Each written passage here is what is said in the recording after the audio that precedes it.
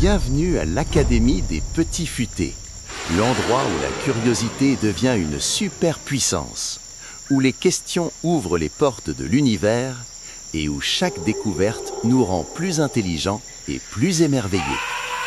Ici, on explore, on comprend, on s'étonne, des profondeurs des océans jusqu'aux confins de l'espace. Alors, petits futés, êtes-vous prêts pour une nouvelle mission ? Attachez vos ceintures, car aujourd'hui, nous partons pour un voyage extraordinaire à travers le système solaire. Aujourd'hui, tu ne vas pas juste regarder une vidéo, tu vas voyager dans l'espace. 3, 2, 1, décollage. Nous quittons la Terre à 28 000 km/h, plus rapide qu'une balle. Direction le système solaire. Regarde cette boule géante de feu, c'est le Soleil. Le Soleil est l'étoile au centre de notre système solaire. Son diamètre d'1,4 million de kilomètres est environ 110 fois plus grand que celui de la Terre. Le Soleil représente 99,8% de toute la masse du système solaire. Dans la classification astronomique, le Soleil est une étoile de type naine jaune âgée d'environ 4,57 milliards d'années. Il est essentiellement composé d'hydrogène et d'hélium. Sa température à la surface atteint 5500 degrés, mais au centre, 15 millions de degrés. Sans lui, aucune plante ne pousserait, aucun animal ne vivrait. Le Soleil est une étoile et nous tournons autour comme de minuscules satellites. Voici maintenant Mercure, la plus petite planète du système solaire. Mercure est la planète la plus proche du Soleil. Le jour, il fait 430 degrés, assez pour faire fondre du métal, alors que la nuit, les températures chutent jusqu'à moins 180 degrés. Mercure est une planète tellurique, ce qui veut dire qu'elle est composée essentiellement de roches et de métal. Une journée sur Mercure dure presque 2 mois terrestres, mais son année ne dure que 88 jours. C'est une planète couverte de cratères, comme notre Lune. Direction Vénus, l'une des 4 planètes telluriques du système solaire. C'est la planète la plus brillante du ciel nocturne après la Lune. Elle ressemble à la Terre, même taille, presque jumelle. Mais ne te laisse pas tromper, sous ces nuages épais se cache un monde infernal. C'est la planète la plus chaude du système solaire, avec 470 degrés en permanence, assez chaud pour faire fondre du plomb, et son atmosphère est remplie de gaz toxiques. En plus, elle tourne à l'envers par rapport aux autres planètes. Eh oui, sur Vénus, le Soleil se lève à l'ouest et se couche à l'est. Voici maintenant notre maison, la Terre. La Terre est la 3e planète par ordre d'éloignement au Soleil et la 5e plus grande du système solaire. Elle est la planète la plus dense du système solaire, ainsi que la plus grande et massive des 4 planètes telluriques. On l'appelle la planète bleue car elle est composée à 70% d'eau. Grâce à sa bonne distance du Soleil, environ 150 millions de kilomètres, la Terre possède une atmosphère parfaite. C'est ce qu'on appelle la zone habitable, ni trop chaud, ni trop froid. Elle possède un unique satellite naturel, la Lune, qui s'est formé peu après elle. C'est la Lune qui stabilise la Terre en créant les marées. Sans elle, notre climat serait chaotique. Partons à la découverte de Mars, la planète rouge. Mars est une planète tellurique, comme le sont Mercure, Vénus et la Terre. Elle est environ 10 fois moins massive que la Terre, mais 10 fois plus massive que la Lune. Mars est rouge à cause de la couleur de la poussière présente dans son sol, comme un grand tapis de rouille. Même si elle ressemble à un immense désert, il y fait très froid, moins 60 degrés Celsius en moyenne. Il y fait froid parce qu'elle se situe plus loin du Soleil que la Terre, à 228 millions de kilomètres. Elle possède le plus grand volcan du système solaire, Olympus Mons, 3 fois plus haut que l'Everest.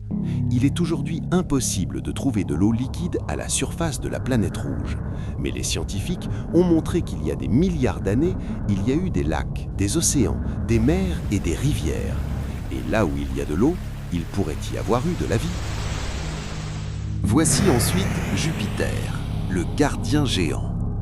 Jupiter est la 5e planète du système solaire par ordre d'éloignement au Soleil, et la plus grande par la taille et la masse. Elle est si grande qu'on pourrait y mettre plus de 1300 terres. C'est une planète géante gazeuse, où il serait impossible de poser un pied ou même un robot. Elle est reconnaissable grâce à son énorme tache rouge posée à la surface. Il s'agit d'un tourbillon de tempête, un anticyclone géant avec des vents soufflant à environ 400 km/h. Cette tempête dure depuis plus de 300 ans. Jupiter est un peu le gardien de la Terre en agissant comme un bouclier. Grâce à sa gravité immense, elle attire de nombreux astéroïdes et protège la Terre. Partons ensuite à la découverte de Saturne, la reine des anneaux. Saturne est la 6e planète du système solaire par ordre d'éloignement au Soleil et la 2e plus grande par la taille et la masse après Jupiter. C'est une planète gazeuse, reconnaissable à ses anneaux constitués de milliards de morceaux de glace et de poussière. Les anneaux ne sont pas seuls autour de Saturne, ils cohabitent avec près de 150 lunes.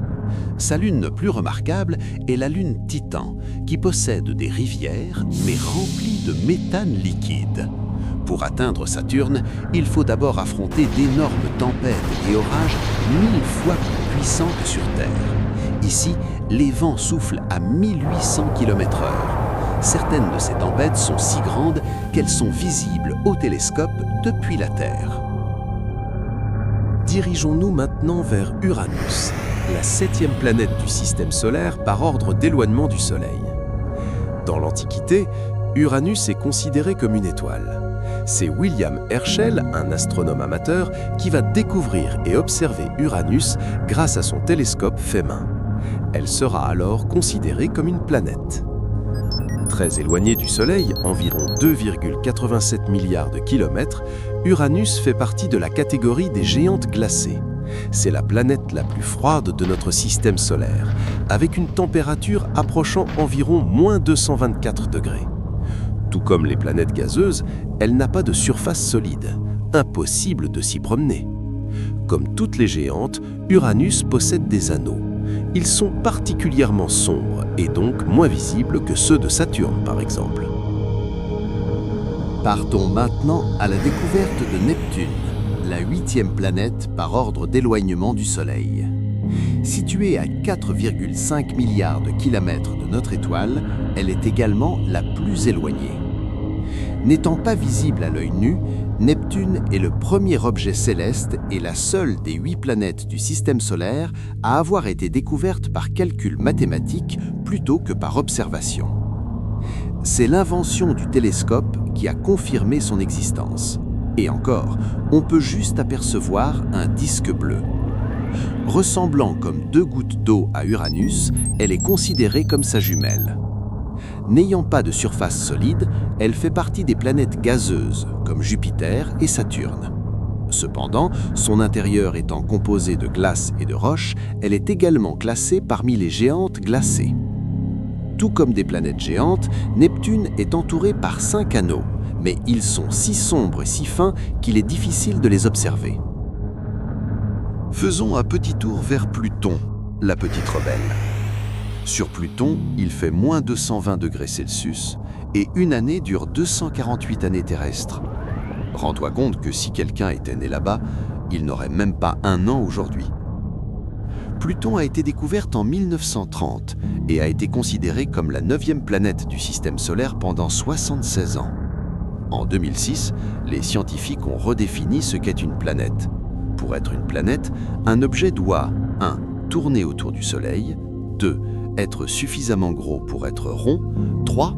Avoir nettoyé son orbite, c'est-à-dire être le plus grand objet de son voisinage spatial. Or, Pluton ne respecte pas le 3e critère, car elle partage son espace. Elle fait partie d'une région appelée la ceinture de Kuiper, remplie d'objets glacés. Elle a donc perdu son statut de 9e planète du système solaire et fait partie maintenant de la catégorie des planètes naines. Découvrons la Lune, notre satellite naturel. La Lune est l'unique satellite naturel permanent de la planète Terre et le 5e plus grand satellite naturel du système solaire. La Lune est une parente de la Terre. Elle est constituée des mêmes éléments que notre planète, car elle serait issue d'un fragment de Terre détaché lors d'une collision avec un très gros astéroïde, il y a environ 4,5 milliards d'années. Les débris en fusion se sont alors rassemblés et ont formé la Lune. La surface de la Lune est parsemée de cratères créés par les astéroïdes qui l'ont percutée pendant des milliards d'années.